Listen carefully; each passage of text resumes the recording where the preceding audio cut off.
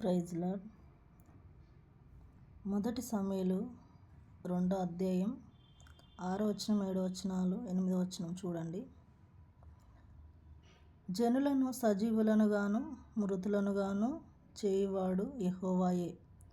పాతాళమునకు పంపుచు అందులో నుండి రప్పించువాడు ఆయనే.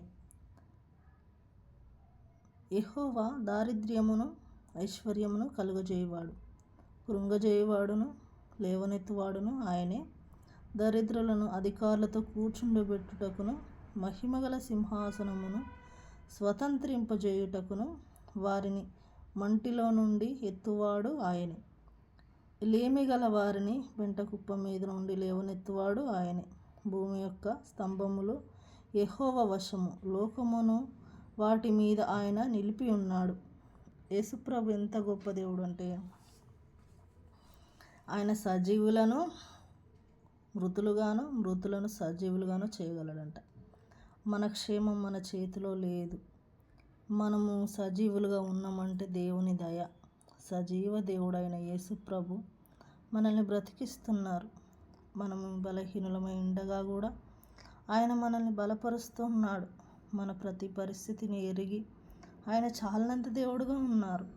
ఆయన పాతాళంలోకి కూడా పంపుతూ మళ్ళీ అందులో నుండి కూడా తీసుకొస్తున్నాడట. ఎక్కడ? 2వ సమూయేలు 1వ సమూయేలు 2వ అధ్యాయము 6వ వచనంలో. అసలు ఇది ఎంత శ్రేష్టమైన మాట. ఈ మాట విని ఒకసారి భయం వేసినా మరలా మనం బలహీనమని ఆయన దగ్గర ఒప్పుకొని సరి చేసుకుంటే మనల్ని సజీవులుగా నిలబెడతాడు. పాతాళం నాకు పంపుచు అందుకెళ్ళి రప్పించువాడు ఆయనే. యెహోవా దారిద్ర్యమును ఐశ్వర్యమును కూడా కలుగజేస్తారంట. దరిద్రము కూడా కలుగుతుంది ఒక్కో టైంలో, ఐశ్వర్యము కూడా కలుగజేసేవాడు ఆయనే. ఆయనే లేవనెత్తువాడు, కృంగజేయువాడు. మనం కృంగిపోతాం, అనేక సార్లు బలహీనపడతాము, బాధపడతాము. కానీ ఆ స్థితిలో కూడా దేవుడు మనల్ని విడిచిపెట్టాడు. ఎందుకంటే మనం ఆయన బిడ్డలము. ఆయన మనల్ని విడిచిపెట్టడు. మన పిల్లలపై మనకెంతో ప్రేమ ఉంటుంది. వాళ్ళు ఏమి చేసినా, తప్పులు చేసినా, పొరపాట్లు చేసినా, తిరుగుబాటు చేసినా వాళ్ళను వదులుకుంటామా? వాళ్ళకు బుద్ధి చెప్పాలని చూస్తాం, వాళ్ళని మందలిస్తాము, వాళ్ళకు మంచి చెడులు చెప్తాం. వాళ్ళు వినకపోయినా మనమే ఇలా ఉంటే శరీర సంబంధమైన తల్లిదండ్రులు. ఆయన పరలోకపు ప్రేమగల దేవుడు.